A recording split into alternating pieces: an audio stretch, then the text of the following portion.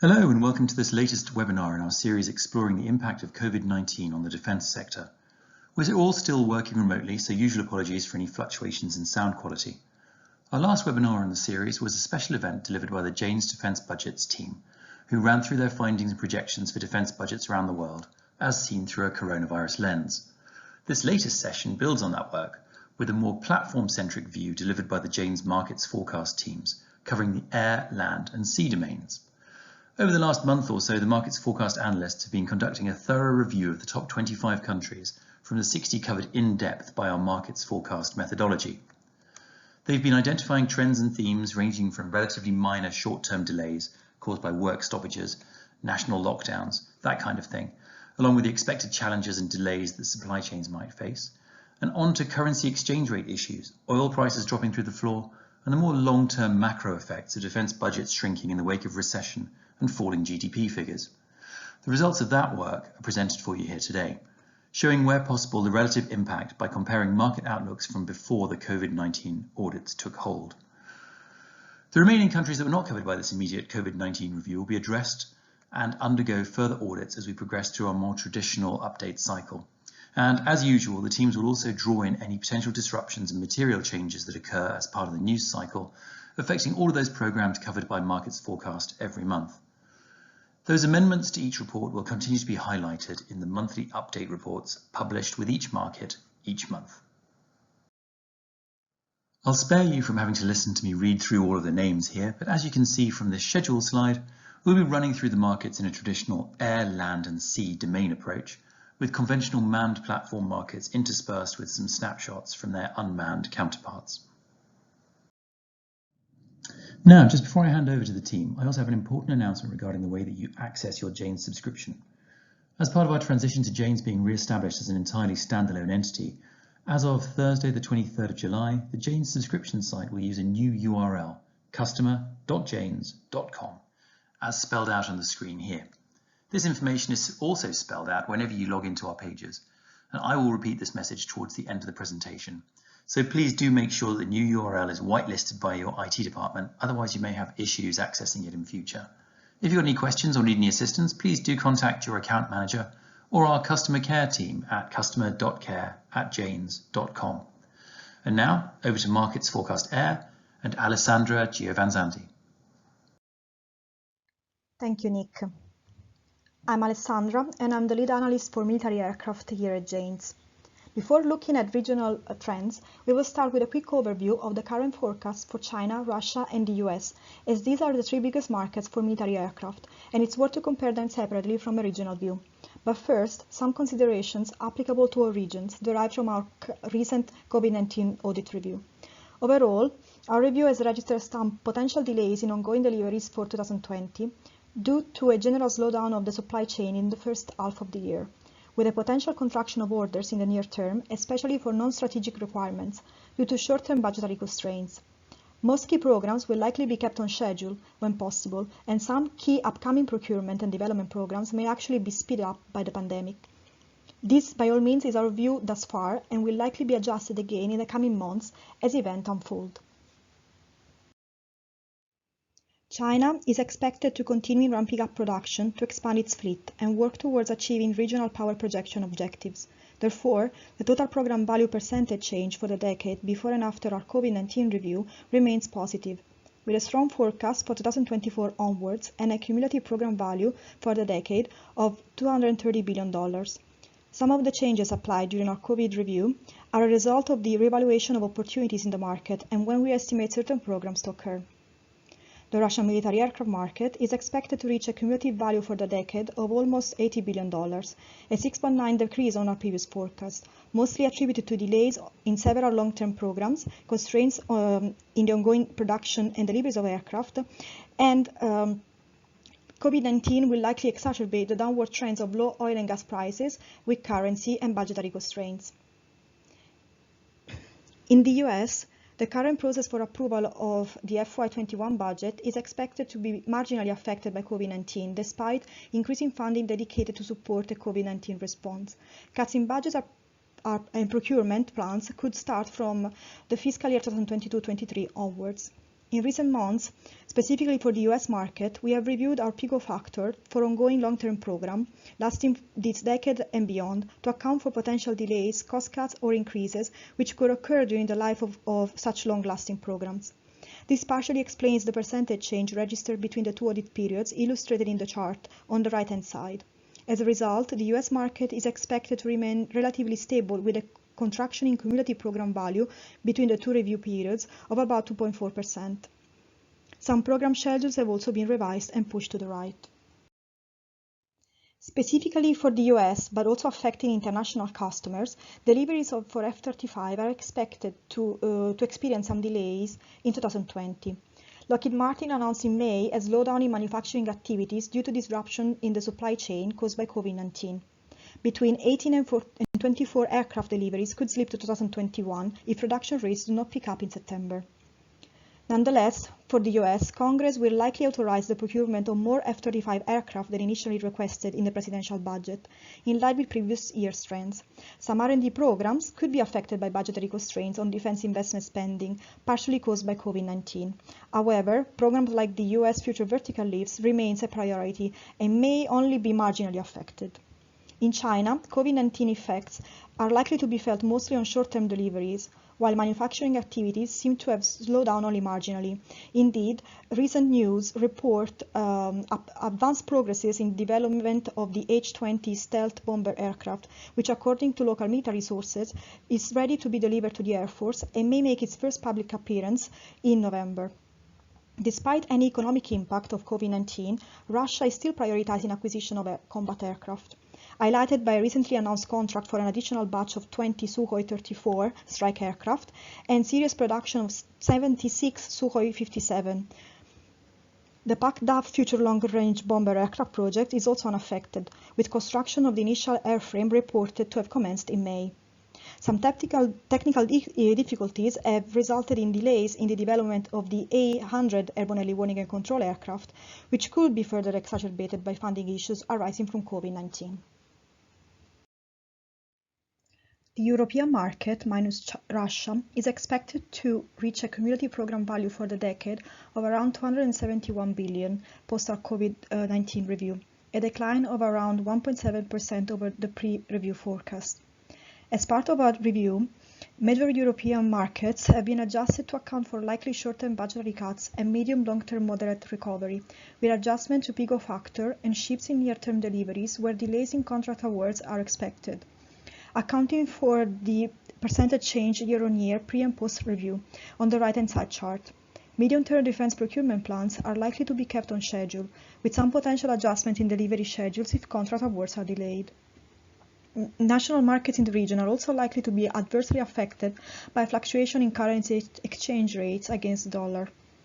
Budgetary constraints could affect the outlook of the two European efforts to develop a sixth-generation fighter aircraft, FCAS and Tempest, both planning to have the new fighter in service by the mid-2030s. The UK, specifically, may intensify activities to look for new international partners, or the two projects would eventually emerge, as auspicated by many in previous years.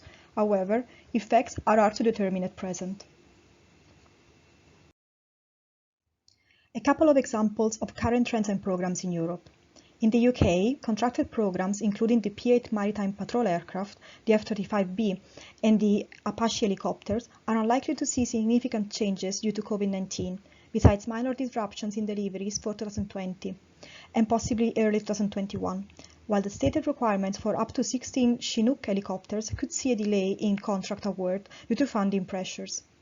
Acquisition of additional F-35B, however, could be affected by if fiscal pressure increases, with delays in ordering 13 aircraft to complete the 48 aircraft fleet and potential changes to the final 90 of the UK's original requirement for 138 aircraft.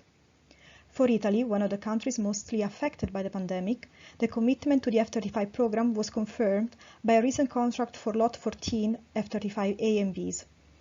Relatively low-cost programs for additional helicopters for the Army and the Air Force have also recently been initiated and are unlikely to see significant changes.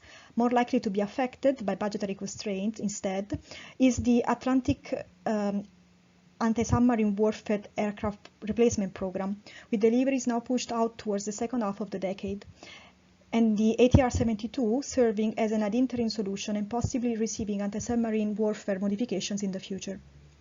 For Germany, the announced plan to procure 138 new combat aircraft to replace the legacy Tornado and Eurofighter Tranche 1 fighter aircraft show commitment to procurement despite a restricted budgetary environment. Nonetheless, there is scope for a reduction in the size of these programs if the economic impact of the pandemic is more severe than anticipated, as approval for funding is unlikely before 2022. A similar situation could occur with the heavy transport helicopter program and the replacement of the Sea-Lynx helicopter, which are due to enter service in the mid-2020s. The Middle East and Africa market for military aircraft is expected to achieve a cumulative program value over the decade of around $171.7 billion post our Covid-19 review, a decline of around 1.07% over our pre-review forecast. Our review has included revision of PIGO factors to take into account uncertainty over some acquisitions in the region, along with shifts in deliveries to account for potential delays in upcoming programs. In the Gulf region, Covid-19 is expected to exacerbate in the short term the already negative picture of low oil prices and existing budgetary constraints. However, Middle Eastern countries have undertaken large aircraft recapitalization programs in recent years, with many of these contracted pre-Covid, therefore unlikely to be significantly impacted. With regards to continental Africa, the region has reportedly not experienced COVID-19 cases in the same quantities as other areas of the world. Defense procurement is already highly dependent on political situations, rising public debts, and volatility of revenues from commodities. Therefore, COVID-19 is likely to affect delivery schedules of some ongoing aircraft procurement programs in the short term due to supply chain disruptions. In the Gulf, supplementary orders to existing contracts for additional batches of fighter aircraft could be affected by the combination of COVID-19, oil price degradation, and political hurdles. For instance, Saudi Arabia's requirement for an additional 48 Eurofighters could see a contract award being delayed, as the program faces diplomatic hurdles alongside budgetary implications of COVID-19. At the same time, there is currently little evidence to suggest that ongoing programs such as the F-15 and Apache deliveries to the region will be significantly impacted by COVID-19, as Boeing facilities where the aircraft are manufactured did not close in previous months. Eurofighter deliveries to the region scheduled for the early 2020s also appear to be insulated right now from COVID-19 impact. For Turkey, the cancellation of the F-35 program is likely to see the recapitalization and upgrade of the F-16 fleet prioritized in the short term, along with the development of the Turkish Future Fighter program, which will be procured in block. However, the forecast budget contraction for the first half of the decade will likely impact research and development funding for the Turkish Future Fighter program. Egyptian military aircraft procurement appears to have been relatively unaffected by COVID-19 pandemic so far. In May 2020, Italian authorities confirmed the sale of more than 30 helicopters to the Egyptian military. At the same time, the US announced a potential foreign military sale for the remanufacturing of the Apache D helicopters to the E standards. Trade press reports in May also suggested that the manufacturing of the Sukhoi 35 for Egypt has now begun. The Americas market for military aircraft, minus the US, is expected to be worth a cumulative program value over the decade of around $43.8 billion, post our COVID review. Our review has included revision of PIGO factor to take into account uncertainty over some short-term acquisitions in the region, along with shifts in deliveries to account for potential delays in upcoming programs, driven by recent news on contract awards, reported progress in upgrade programs, and platform selection processes. Canada's aircraft procurement programs routinely suffer from programmatic inefficiencies which cause delays, and this situation could be further exacerbated by COVID-19 effects. In Latin America, where effects from containment measures could compound already declining economic situation and currency devaluation against the dollar, lower than expected economic forecast is highly likely to put pressure on military budget, thus on military aircraft procurement. Some shifts to the right in timelines of Canadian military aircraft procurement programs, including modification programs, are expected, as the government reconsiders its funding priorities. The deadline for submission for proposals for the Canadian Next Generation Fighter program has already been moved to the end of July to account for the impact of COVID-19 pandemic on potential bidders. Nonetheless, a contract is still expected in the 2022-23 timeframe, with deliveries from 2025 onwards. The program has already suffered from delays in previous years and may suffer from further delays in upcoming years. Looking at Latin America, the Brazilian Gripen EF fighter acquisition program appears relatively well insulated from the impact of COVID-19 thus far. Deliveries are scheduled to begin next year and continue through 2026, but the schedule could change to account for any disruption in the supply chain caused by COVID-19. Looking at Argentina, the Chief of Staff of the Air Force indicated that some key procurement and upgrade programs are progressing despite both the COVID-19 and the economic crisis, slowing the acquisition effort for wider armed forces. Programs including the acquisition of former US Navy King Air liaison and training aircraft, ongoing deliveries of helicopters of former French Super-Étendard fighter aircraft, and negotiation to complete the acquisition of new-built Pampa 3 aircraft have continued through the COVID-19 pandemic. Nonetheless, procurement of new platforms, including the acquisition of a new advanced jet trainer and light attack aircraft, are likely to have existing programmatic issues exacerbated by the impact of COVID-19. The APAC market for military aircraft, minus China, is expected to be worth a cumulative program value over the decade of around $281 billion, a 7.9% decrease over our previous forecast review. As part of the audit review for COVID-19 impact, adjustments to PIGO factor account for uncertainty over acquisition programs in the region. These, coupled with shifts in near-term deliveries where delays in contract awards are expected, explain the percentage change year-on-year, pre- and post-review, on the right-hand side chart. Adverse exchange rates with the dollar in the near term will affect some procurement plans as imports become more expensive in real terms. For countries like Japan, South Korea, and India, with advanced domestic defense industries and key aircraft procurement programs manufactured locally, adverse exchange rates have determined a contraction of the market in real term, post our COVID review. The effect of COVID-19 on Southeast Asian markets, on the other hand, will be varied and in part determined by the accessibility of external credit to finance procurement. COVID-19 is accelerating a trend in the region for renewed emphasis on sourcing military equipment locally and reducing dependencies on foreign suppliers. Countries with developed domestic defense industries have taken measures to protect and invest in locally manufactured equipment. In recent months, most countries in the region have announced defense budget cuts, while at the same time renovating their commitment to mid-term modernization plans for their armed forces. Some of these plans would necessarily be adjusted to accommodate the general economic contractions caused by COVID, and we have reflected this in our forecast where evidence was available. In India, current effects of the pandemic on the military aircraft market have been registered in delays in deliveries of the initial Rafale fighter aircraft and in some disruptions in the manufacturing processes of indigenously developed aircraft programs, such as the Tejas light combat aircraft.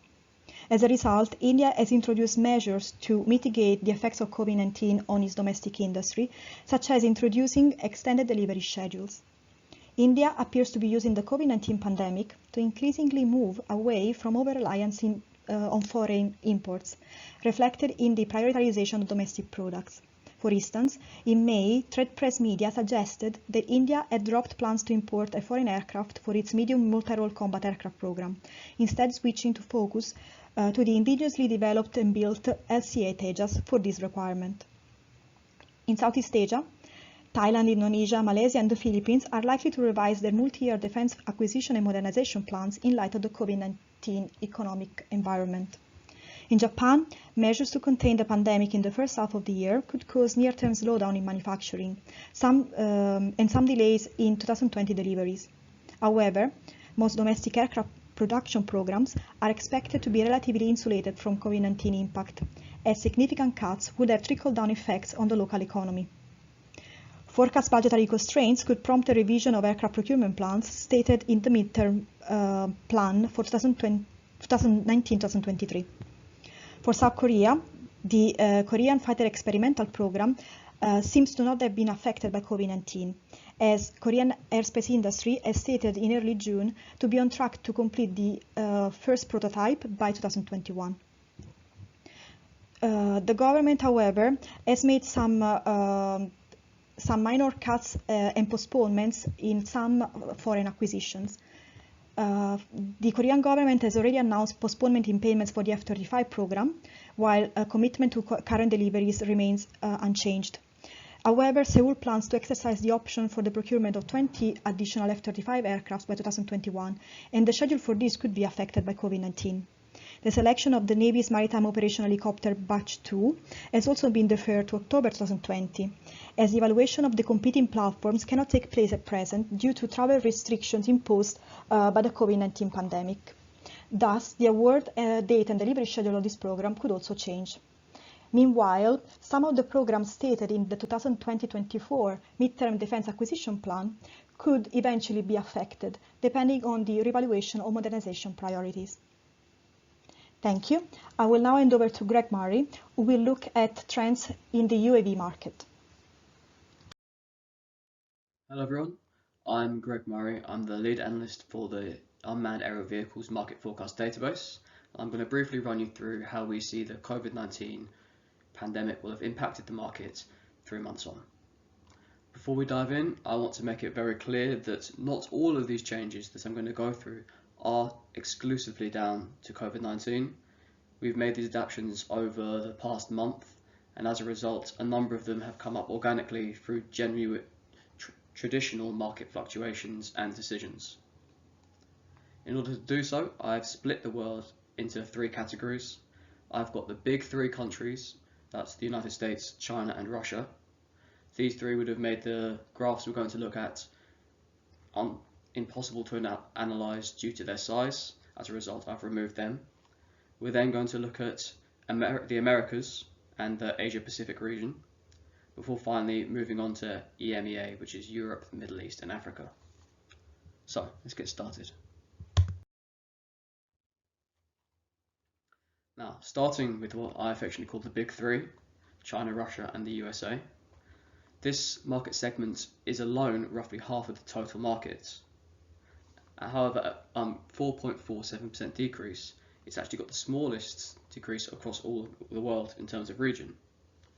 If we look at the chart on the left, we can see that there's a pattern emerging of the market impact being felt very much over the next 2 years in 2021, 2022, before our recovery is felt very much in the following 8 years. Largely the reason for this is because we've seen programs being delayed rather than cancelled. As a result, the quantities of deliveries are made up over the next 2 years. China is the most likely to experience an immediate impact from COVID-19, and by that I mean in 2020 and 2021, simply for the fact that it felt the impact of the pandemic earlier on. On the plus side of this, it does mean that China is going to recover faster than the other 2 countries we're analysing. The United States actually continued receiving deliveries well into 2020, which means we're more likely to see an impact in 2021, 22 and 23. Russia, on the other hand, was the slowest to feel the impact of COVID-19, which means that they've managed to keep their economy going very much this year. However, infrastructural problems as a result of the pandemic means that they're more likely to feel a long-term impact on their markets. So if we move on, we see here a number of key programs amongst the regions that have been impacted by COVID-19, or those that are vulnerable to future changes. In the United States, research and development is going on the MQ-4C Triton and the MQ-25 Stingray. These processes are due to upgrading and enhancing the systems, and the research may be slightly delayed, meaning that ultimate deployment and delivery of the programs may subsequently be delayed. There's an ongoing requirement for complex HALE and MALE UAVs as the MQ-9 Reaper program is coming to an end. As this stage is very much in its infancy, there's also a decent chance that this will have been significantly impacted by COVID-19. Finally, a mini UAV for the Soldier-Borne System program is due to be delivered relatively soon. However, the selection process is ongoing, meaning that deliveries may be postponed.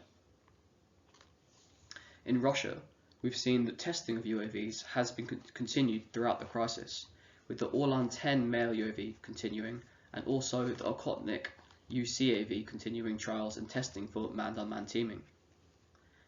Whilst this means that deliveries remain a possibility in the next year, financial constraints remain. Deliveries of the Searcher 2 UAV are, however, very much expected to be delayed and may be pushed back until the mid-2020s. Finally, developments in the field of VTOL UAVs for long-term procurement may also be impacted, as they are very much in the research and development stage. China is more opaque as a market, and although we've seen the Sharp Sword male UAV announced, it is yet to be delivered and definitely yet to be deployed. Testing is assumed to be ongoing, and we believe that this may have been impacted by Covid-19. We have, however, noticed that UAVs have been used significantly at a civil citizen level in response to Covid-19 for both tracking, tracing, and government announcements. So, moving on to our next region, the Americas and Asia Pacific. Here we've excluded the United States and China, just to be very clear.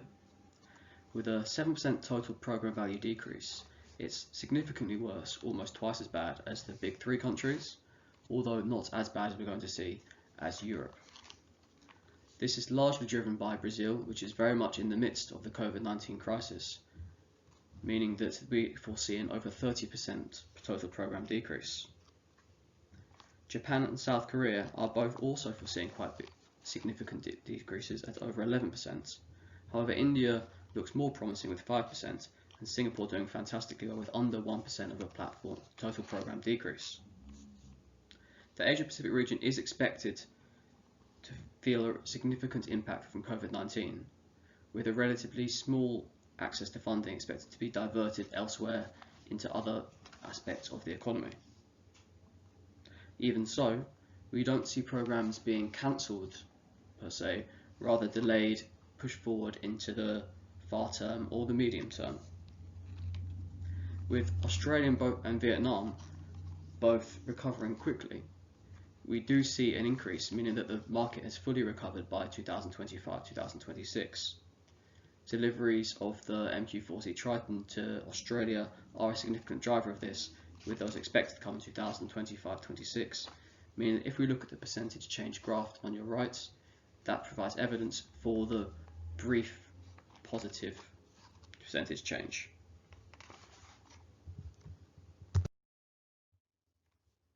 Moving on to look at a few programs, and as I've mentioned, the MQ-4C Triton in Australia has actually increased in the past few months with orders of an extra platform. However, we do believe deliveries to have been pushed back to be past 2024, which was the initial delivery date, and now around 2025-2026. Likewise, deliveries of tactical and VTOL UAVs for the Navy are expected to be delayed to around the medium term, whilst near-term procurement of the DJI Phantom from China is expected to be pushed back to at least 2021 due to production difficulties in China. Looking at South Korea, and despite a relatively significant total decrease, we believe that to be due to the procurement of the KUSFS male UAV, which, although it remains likely, is expected to be pushed back. Likewise, another indigenous development, this being for a tactical UAV, appears to have been slowed down. Looking at India, procurement of the Sky Guardian male UAV is now looking less likely, with the potential for the platform to be cancelled higher. However, there's also a potential that deliveries may simply be pushed back. A large number of indigenous government industry collaborations for VTOL and tactical UAVs for the Navy is likely to have been disrupted by Covid-19. Looking at Brazil, with over 37% total program decrease, despite the fact there have been no government announcements, we believe that all 10 male UAV from Russia will have been delayed due to ongoing testing and also production disruptions. Scan Eagle deliveries are expected to be pushed back, although we expected them to be in 2020, they may now be pushed back to 2021 or potentially even 2022. A requirement for Brazilian aerostats to monitor borders is still a key program goal for Brazil, although procurement, which we expected to be in the near term, is likely to have been pushed back to the medium term. So, onto our final region, Europe, Middle East and Africa. This region has experienced the most significant drop of over 10%. This is also the largest total program value decrease at over 2.5 billion US dollars. Algeria and Turkey have been particularly impacted by Covid-19 and are expected to see a total program decrease of 30% and 27% respectively. France and Germany both are expected to see significant program slowdowns, but despite being two of the worst hit countries in Europe by Covid-19, Italy and Spain haven't seen a significant program decrease, which is largely due to the fact that they have relatively limited spending compared to other big European countries. As we've seen with the other regions, there's largely a focus on program delays rather than program cancellations. As a result, despite the significant decrease in 2020, 21, 22 and 23, we do foresee the market improving towards the end of the decades. Even so, the impacts on the economies of these countries should see a long-term impact on general UAV procurement and development, with R&D a key enabler in over the next decade. So, just to run through a few programs, in the United Kingdom, a swarming drones program was stood up in early April this year until more information about the COVID-19 pandemic was released. However, the project has now resumed and there have been updates on significant progress, which is a good sign. On the other hand, research on a next generation male UAV has been disrupted, and we believe deliveries will be pushed back by up to 3 years.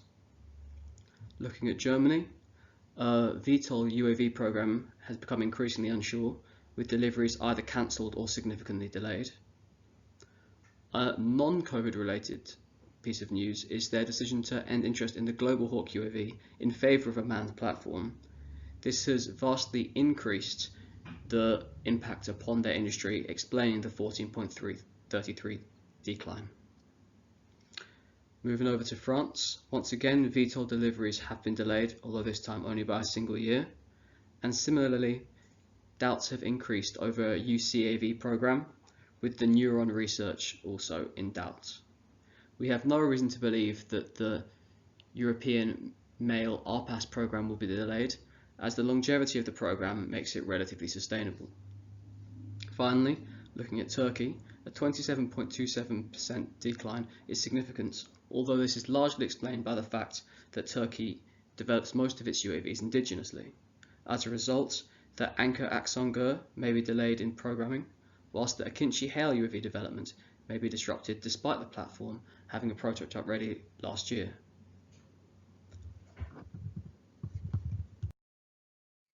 Thanks.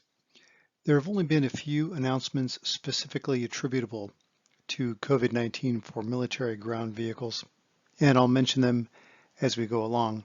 Having said that, vehicles will clearly be affected as defense budgets are impacted. We've estimated which programs might be affected, and in most cases these are not under contract, referred to as stated opportunities. We also forecast derived opportunities based on requirements, even if they aren't announced, because we know they're inevitable at some point. Programs can be canceled, they can be delayed, or the production may be shifted out due to the manufacturing impact, supply chain, or both. First, we'll cover Europe. The 10-year post-COVID forecast for Europe of 147.5 billion is down approximately 2.6 billion when compared with the pre-COVID forecast. In the near term, we expect more delays and have accounted for them. However, the trend does even out over a few years. Russia will probably be more impacted due to the lower oil prices, and the reliance on that revenue gives them less flexibility. As a result, we've shifted by 1 year their K-16, S-500, and T-15, and have also decreased the PGOs for their K-17 IFV and T-14. Spain and Italy were especially hard hit early on by COVID, and starting with Spain, we reduced the PIGO for their Piranha 5 in the out years. And we've also shifted by 2 years their upgrades to their M113s, M109s, self-propelled mortar, and mobile gun system. Italy was also hit hard, and they haven't announced any canceled programs. However, among others, their VAB and VTLB are expected to see delays. Germany's Puma, Boxer, and Leopard will likely see minor delays and have also been shifted out by 1 year. We do expect only minor delays, or minor budget cuts, I should say, through 2025, with no major cancellations as yet. France, only minimal delays as well again, potentially lasting to around 2025. Part of this is due to the aggressive procurement and modernization France is undergoing. As a result, we've shifted out by 1 year their Griffon, Jaguar, and Serval programs. The UK has spent approximately $347 billion in a financial package to address COVID impacts. Before COVID, the Warrior IFV upgrade and Boxer, they were both under pressure and have been shifted out by a year. The Ajax program's PIGO has dropped as well, as the program has been under intense scrutiny even prior to COVID.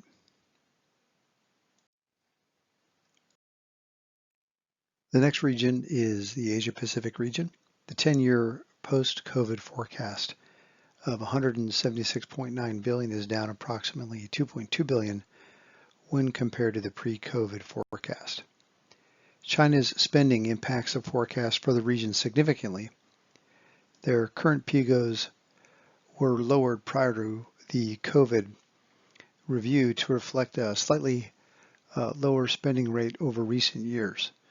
Australia, India, Vietnam, and Pakistan have all taken steps to assist defense spending in the short term. Like many countries, China is more likely to continue spending on the less expensive ground vehicle domain, as one less fighter or ship can pay for many vehicles, in addition to our PIGOs already reflecting lower spending relative to recent years. India's Pinaka MRLS and T90S upgrades are likely to experience delays and were shifted. However, India has fast-tracked their S-400, ultralight artillery, and air defense programs. And this is due mainly to extreme tension with China recently. Singapore is heavily dependent on the supply chain, and as a result, we've shifted their Belrec support vehicle, Hunter AFV, as well as AMX 13 replacements and their Bionics upgrade. Pakistan is likely to be significantly impacted, and defense spending is forecast to drop 8.5% from 2020 to 2021. To offset this, there is a move to ease the requirements on the private sector in the aerospace and defense industries. We've shifted by 2 years their opportunities for APC, self-propelled artillery, and mortars as a result. Japan's move toward indigenous production has increased its procurement of their Type 16, but we've also shifted out their close combat vehicle and APC requirement. South Korea is more resilient than many countries, and we have a strong forecast for their procurement. However, we've shifted their K9A1 and amphibious bridge by 1 year, which is very modest in relation to overall spending. Vietnam supports the defense industry through collaboration and also reducing the reliance on state-run entities, which is positive. However, we've shifted out their remaining derived opportunities by 2 years. Thailand cut its 2020 defense budget by 8%. 50 additional strikers were scheduled for 2021, and those have been shifted out. They're just delayed, they aren't canceled though. Other programs threatened are their Black Widow, Spider, and Main Battle Tank Opportunity. Australia put off their budget decision until late in 2020, providing funding to the defense industry in the interim. We've shifted out their Project Land 8160 for main battle tank support, which is their AVLB, breaching, and engineer vehicles, as they are likely to be delayed.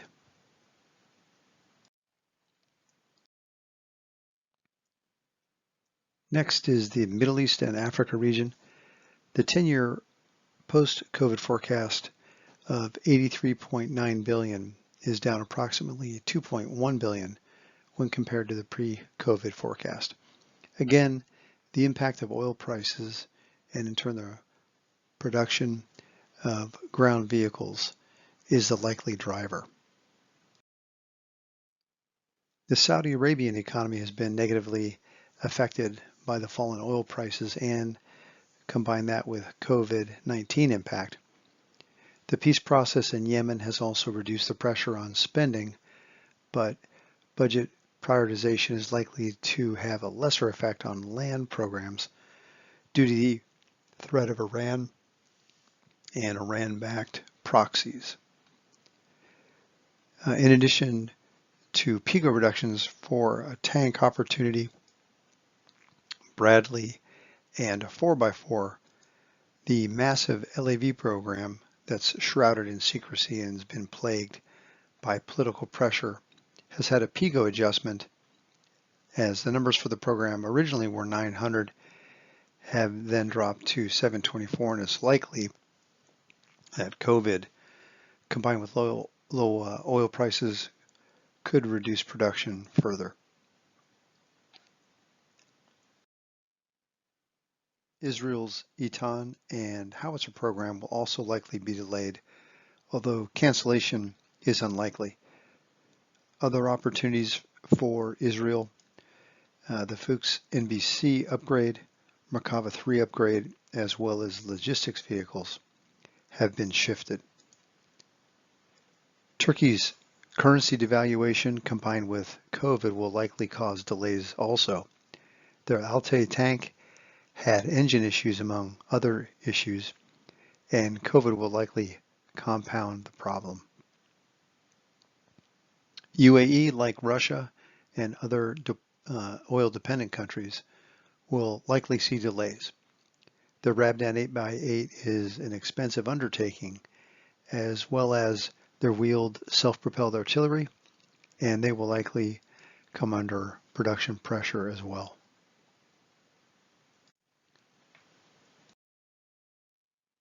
Lastly, the Americas.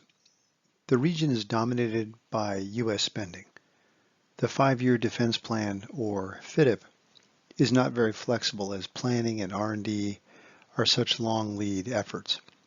Additionally, the presidential budget release revealed Army and Marine desires to reduce some procurement, not COVID related.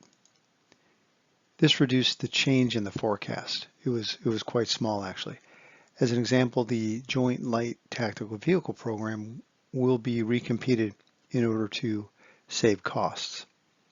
The Marines will also procure fewer of these vehicles.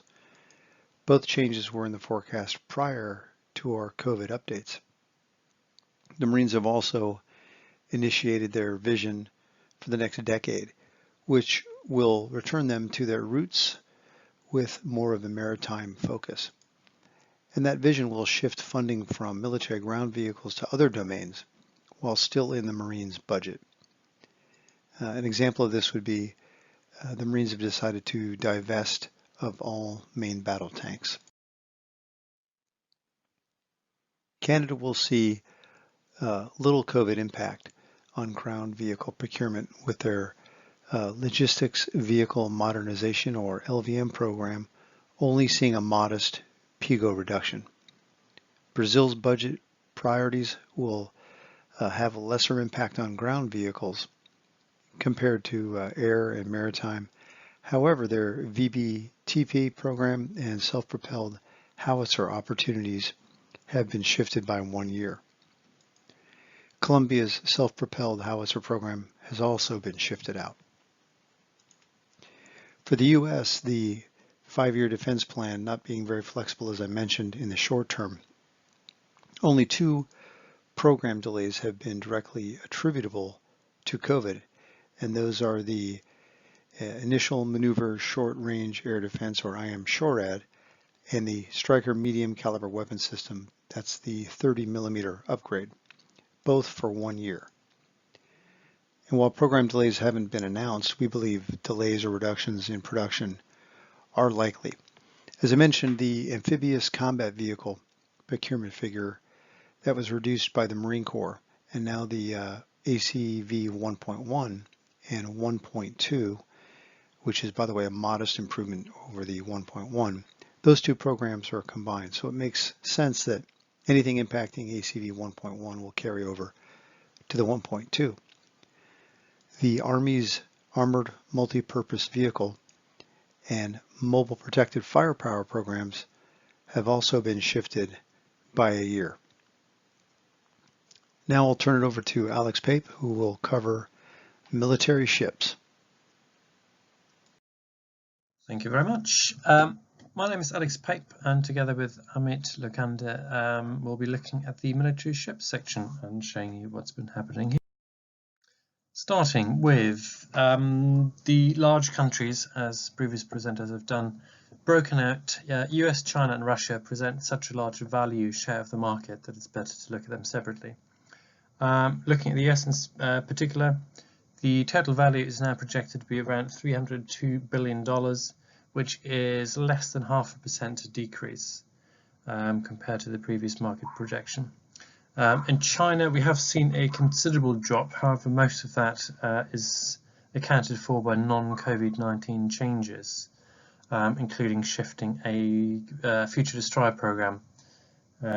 There's no major cuts to the related or attributable to COVID-19 at the moment. In Russia, we see a reduction of about 3.7%, just short of $3 billion from the previous forecast to around $71 billion. In the near term, the projection there is that this is mostly minor delays. However, in the long term, there is some challenges in terms of getting major projects in the medium to long term if funding is an issue. Get a few programs and sections in particular, starting again with the United States. Contracts there are still being awarded, quite big ones in some cases. We've just seen the future frigate contract awarded to Fincantieri earlier in the year, and then the SSBN 826 Columbia class, the future nuclear ballistic missile submarines. The final design and option for construction just awarded this week. We have seen some minor impacts at shipyards in terms of production output. However, so far it's been fairly limited, although we can also see there's some cases where that may worsen if disease spreads within the workforce. The budget impact, as outlined in the last slide, is relatively minor, and we haven't changed that very much in the COVID-19 review so far, as the curve had flattened out considerably and sort of somewhat ambitious plans in previous years have been scaled back. We nevertheless considered that might be future further impact of budget cuts, and that's primarily to smaller, less significant programs, auxiliaries, some Coast Guard ships, but also the aforementioned frigates, where multiple ships are awarded or due to be awarded in the same year and could be spread out further to reduce in-year cost. In Russia, the principal combatant and submarine programs at the moment are still going ahead. We've just seen the SSBN commissioned the first modified improved SSBN project 955A, commissioned in June 2020. However, the key laying ceremonies for additional boats and frigates, etc., that had been expected around the Victory Day celebrations in May have been pushed back. We have nevertheless seen new amphibious warfare ships awarded, so indicating that progress towards achieving fleet modernization, much required, much needed, is still going ahead. We have forecast some shifts in the schedule for smaller non-priority platforms, and then funding might also be reduced in the near term for some other items. In China, after the initial shutdown, we have reports of yards actually working to catch up that lost work, accelerating output. In terms of activity that's can be observed is we've had the first Type 075 landing helicopter dockship launched in April this year. And overall the picture remains of considerable investment, a rapidly increasing fleet, and at the moment relatively limited impact in the medium to long term as well. Moving on to Europe. Remains one of the larger sort of regional markets in military ships, and also includes the nuclear submarine operators United Kingdom and France, as you can see there, standing out somewhat in the regional grouping. Total reduction of about 3% compared to the previous forecast, which equates to just shy of $5 billion. Most of that is really driven by a variety of factors, some of which are non-COVID-19 really, but just happen to have been sort of fed into the system right now. This includes some projects happening somewhat later than previously expected, as negotiations take a little longer to finalize them. Some reductions or delays in general as well. And then in the medium term, we start to see impact as funding may come under threat, and we see PIGO reduced as projects might not go ahead as previously forecast. In particular, Poland stands out as a country where general impact, sort of pre-COVID changes, and now the review with further worsening outlook is really having a major impact. And let's again have a look at a few of those in a bit more detail. So France and Germany, so far we've had fairly minor impact. We have in fact seen contracts awarded, auxiliaries in France, and a brand new multi-billion contract for frigates in Germany. Not really seeing major cuts at the moment in the pipeline. However, in France, for example, there might be some sort of in the medium term that might come under threat of some reductions. I'm thinking in particular patrol frigates to replace existing inventories and the future mine warfare platforms. Maybe the schedule might end up being more flexible there if money needs to be saved. Meanwhile, in Germany and Norway, some of the reductions are attributable to negotiations, as mentioned in the previous slide, taking a little longer also there, and that's for a batch of future submarines as a collaborative project. In Italy, meanwhile, while there are budget cuts quite likely, other ways may be found of actually funding production and maintaining industrial output. And Italy is one of those countries in this particular review where we have actually noticed a near-term increase. And that's primarily due to new frigates being built, possibly to replace ships that are currently due to be sold to Egypt, based on latest news. In the UK, meanwhile, we've already had challenges before COVID-19 arrived on scene, with the overall outlook somewhat challenging, and it's possible that several future projects might face further delays to stretch them out, spread the money out further, or maybe scale back. So we'll have to hold fire there and wait a little bit. Other programs, Netherlands and Belgium mentioned already. So the mine warfare ships, together with Netherlands, already awarded. That the construction for that is starting somewhat later, so that's been adjusted now in the database and has a little effect. But the second element of that is the future frigates, which are now going to be awarded a little later than had previously been planned, while negotiations and design and development work continues. A major project in the Netherlands for future submarines might be affected in future, or it might be a driver, cost rather might be a driver to the development of that one going forward, but we still expect it to occur as a major project as such. In Spain, programmatic delays include the launch of the first submarine of the S80 Plus class being delayed by several months into 2021. We have, however, seen a major frigate project awarded, and the initial work for that is starting. And Spain is interesting in that, similar to Italy, it is a requirement as well for the government to balance saving money in some quarters and keeping the yards active and the workforce employed in the other. So we'll see probably continued investment in naval projects there. Poland, as mentioned before, had already been under threat in terms of budget. However, now even higher priority projects, so we're thinking submarines and the corvettes or future service competence are going to be under some threat. And moving on to the Americas. Given the US is excluded from this regional view, this ends up actually being quite a small slice of the market, primarily driven by Canadian and Brazilian spending into naval projects. In the current outline, with Canada and Brazil reviewed, we actually see a slight increase, less than 1%, but nonetheless an increase.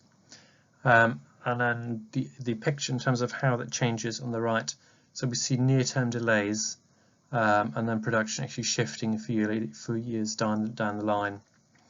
And then the overall value is actually increasing as a result of revised cost for Brazilian frigates, the actual award rather than planning of the support ship contracts in Canada. In the medium to long term, we haven't seen major reductions quite yet. The existing picture takes into account quite a lot of challenges already, so we'll wait and see what in addition to this needs to be done. Mentioning again a few of the specific programs, so as noted, the joint support ships were awarded just this month. Construction started a little while ago, but its deliveries are now going to be a little later than previously projected. That's on the west coast. On the east coast, the other part of the major Canadian national shipbuilding strategy, we've got the Arctic Offshore Patrol Vessel project at the moment at Irving and Halifax, where we see delays of a year or so, possibly more at the moment, and the future frigate project is awarded to Irving as well, which is still in the design phase, so we shouldn't see too many delays there as yet. Moving to South America, the frigate program in Brazil was awarded recently. The contract actually still needs to come into force and needs to be funded, obviously, so we'll have to wait and see if that can be realized as projected, but maybe additional credit options or additional funding methods may be possible there. We've also seen some progress on the submarine construction program. That is the conventional submarine program, rather. However, in the long term, obviously, we'll have to revisit and see if the worsening situation in terms of public health will have an impact on funding, on the production output, and the scope for actually realizing plans of future platforms, which had already been scaled down considerably, as noted in our outlook, compared to sort of the 2009 very ambitious plan that had been outlined. In Colombia, we see a few delays, not entirely surprising. We'd expected something already. So the future frigate and submarine programs may now happen only after 2022. Meanwhile, in Argentina, we have seen sort of an immediate response to the COVID impact. Was the delay to armament acquisition. That's new guns from Italy's Leonardo for the new OPVs, which are being acquired from France, and the first of which Bouchard just arrived in Argentina earlier in the year. That concludes my section, and I'll be handing over to Ahmed to have a look at Middle East, Africa, and Asia Pacific. Thank you, Alex. For Middle East and Africa, there is high near-term impact for few of the countries due to the fall in demand and price of crude oil.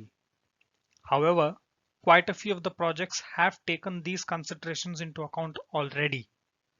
The region has seen a few positive trends as well, with Egypt trying to procure 2 Bergamini-class frigates and other equipments from Italy. And now for specific countries. Israel. The first SAR-6 corvette being built at TKMS will face minor delays and has started sea trials in March of this year. It is expected to be delivered in 2020 itself. Other shipbuilding centers in Israel have not reported any major impact on their operations. For Turkey, the construction of Type 214 submarines will continue on the original timeline. However, the delivery of MILGEM 2s might be affected by a year. The procurement of mine countermeasure vessels, fast attack crafts, and 600-ton offshore patrol vessels already have lowered PGOs factored into them, and some of their deliveries have been shifted by a year. For the Kingdom of Saudi Arabia, the construction of multi-mission surface combatant frigates will continue in Wisconsin. The kingdom has already announced government spending cuts and asked ministries to plan even deeper cuts, which is expected to trickle down on defense spending as well. The Hajj, which is next largest contributor to GDP after oil revenues, has also been cancelled for outsiders. However, there may be other geopolitical objectives for newer platforms for which alternative sources for budget can be secured. In the United Arab Emirates, projections for the Govind-class corvettes remain unchanged for the time being. Only the delivery of the last one, which is to be built by Abu Dhabi Shipbuilding, has been shifted by a year. Stated opportunities are unlikely to be awarded this year, and the derived opportunities already have lowered PGOs factored into them. Procurement of new platforms will be a challenge for the country with the twin impacts of COVID-19 and the low oil price. And now for Asia Pacific. This region will have lesser near-term impact but face long-term reduction in budget, with the projections expected to be delayed and have longer construction time to accommodate those budgets.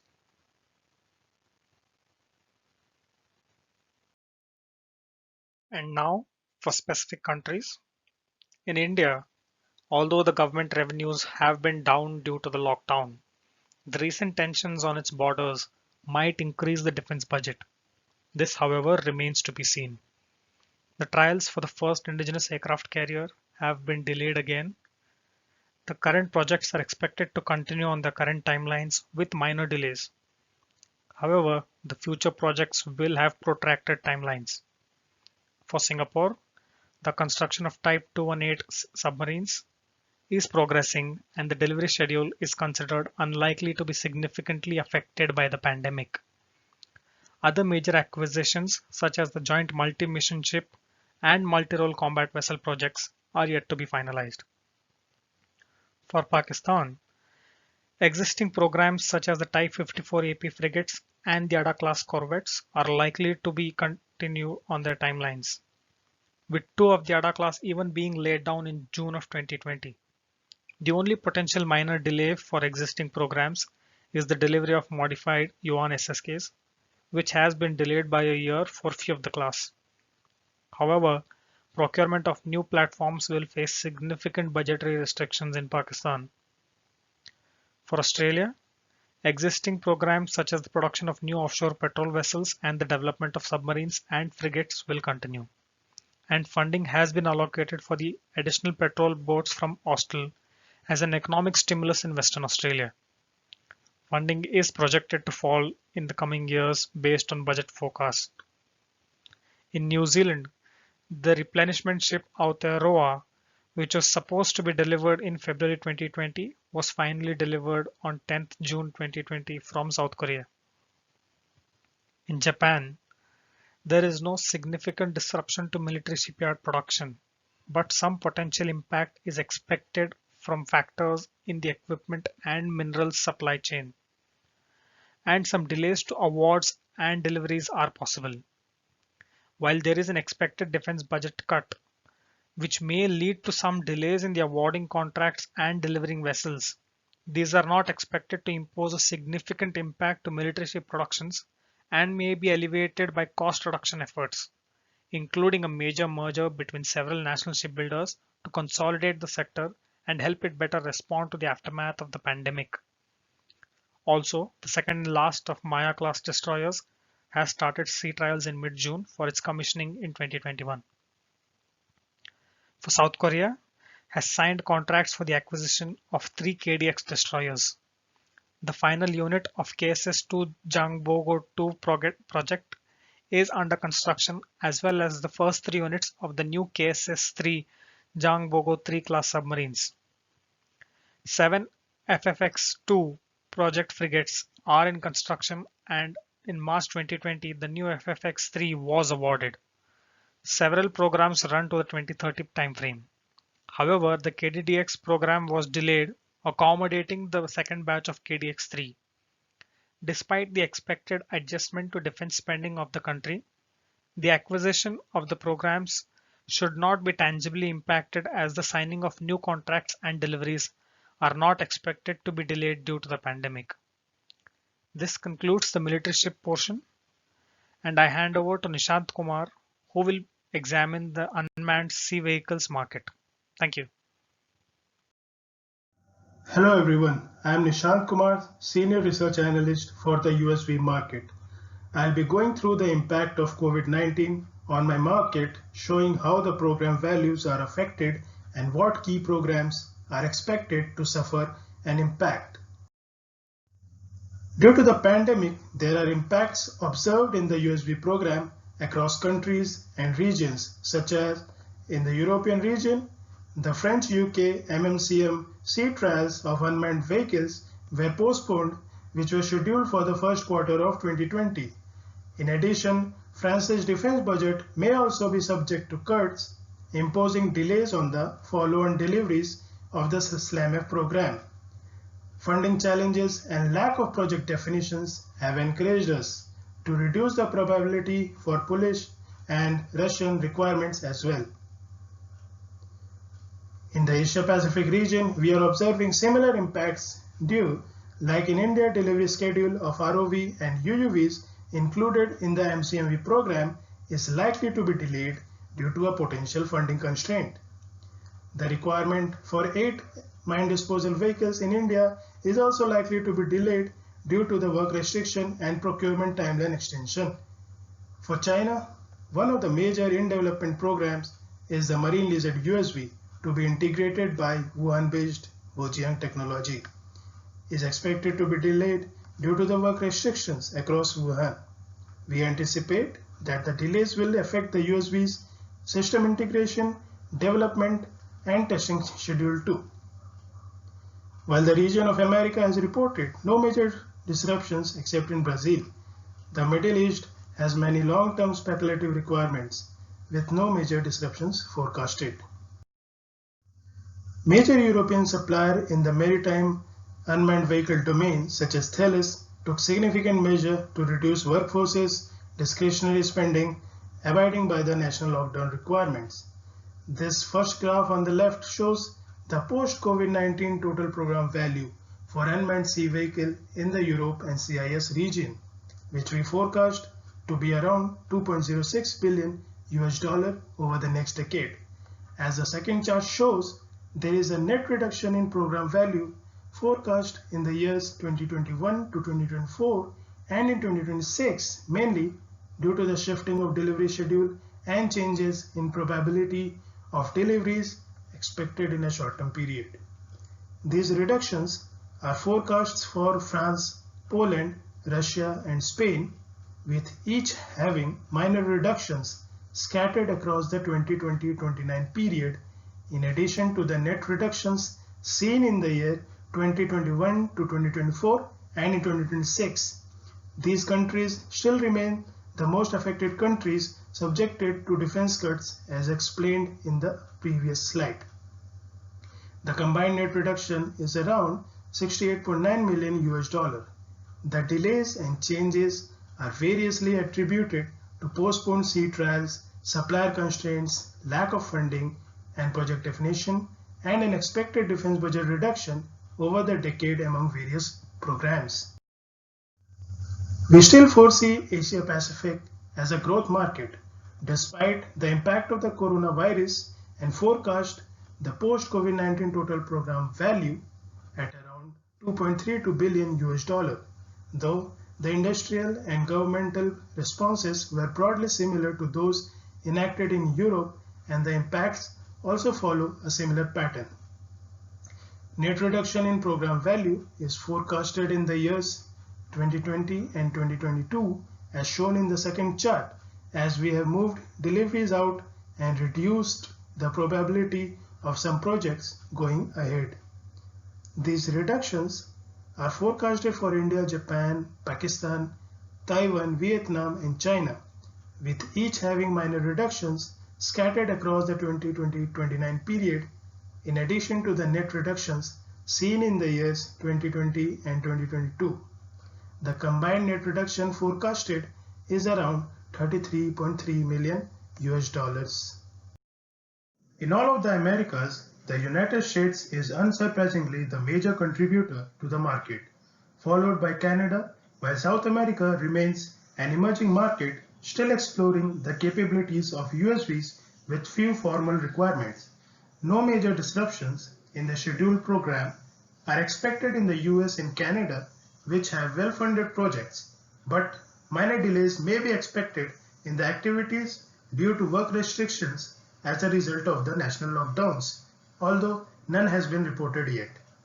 A reduction is expected in one of the speculative requirements of Brazil, which is forecast to reduce the program value in 2021 to 23 and in 27 to 29. But the net reduction is forecast to be very low at just $1.99 million.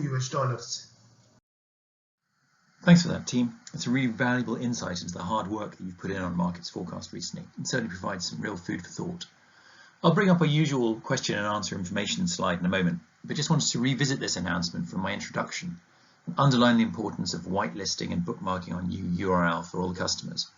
So please do work your way through this information on screen and reach out to us if you need any assistance at all through customer.care@janes.com or through your usual sales agents.